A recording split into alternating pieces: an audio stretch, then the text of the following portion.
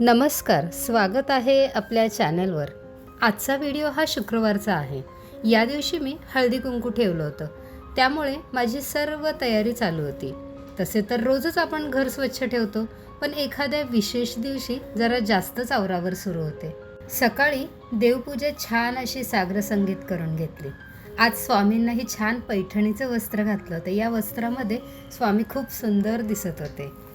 त्यानंतर देवघरातील हा मंगल कलश आहे। आज या कलशालाही मी छान वस्त्र घालून देवी आईचा छान असा शृंगार केलाय। खूप मन प्रसन्न वाटत होतं। त्यानंतर लगेचच उंबरठ्याचं लेपण आणि रांगोळीही काढून घेतली। रांगोळीशिवाय तर घराला घरपण नाही, रांगोळी काढली की खूप सुंदर दिसतं। हळदीचं लेपणही सकाळीच मी करून घेतलं, कारण ते सुकायला वेळ लागतो। त्यानंतर आज मला थोडंसं डेकोरेशनही करायचं होतं। हे जे स्टिकर्स आहेत हळदी कुंकवासाठी मागवले होते ते मी मेशोवरून मागवले होते। तर त्याला आधी मी सेलोटेप लावून घेते आणि मग वॉलला लावून घेते। खूप सुंदर दिसत होतं हे।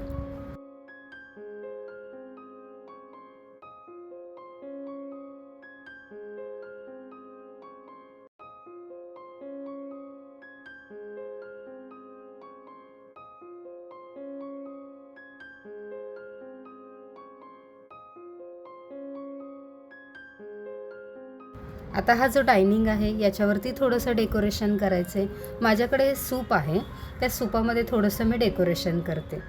कसं दिसतंय मला नक्की सांगा कमेंट करून। हा फ्लॉवर पॉटही मी तयार केला। असं बरंचसं काही आवरून घेतलं। हा छोटा टेबल आहे, तोही थोडासा डेकोरेट केला।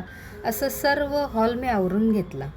त्यानंतर माझी तयारी केली आणि संध्याकाळी दिवा लावून देवघरामध्ये दिवा लावून घेतला।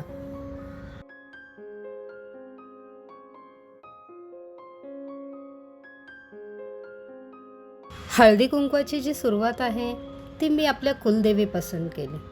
पहिलं वाण जे आहे ते महालक्ष्मी आईला मी दिलं। कुंकवासाठी सर्व मैत्रिणींना मी बोलावलं होतं। हळदी कुंकाच्या निमित्ताने आपण सर्वजण एकत्र जमतो। या निमित्तानेच आपलं बोलणं होतं। इतर वेळी आपल्याला वेळही नसतो।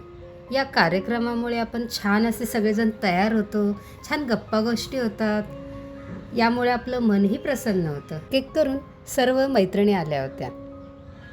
प्रत्येकीला मी हळदी कुंकू लावलं, छान असं वाण दिलं, पण ते शूट नाही केलं, कारण प्रत्येकालाच आवडतं असं नाही। काही फोटोज काढलेले आहेत, तेही मी या व्हिडिओच्या शेवटी लावते पहा। असा हा छान हळदी कुंकवाचा कार्यक्रम झाला।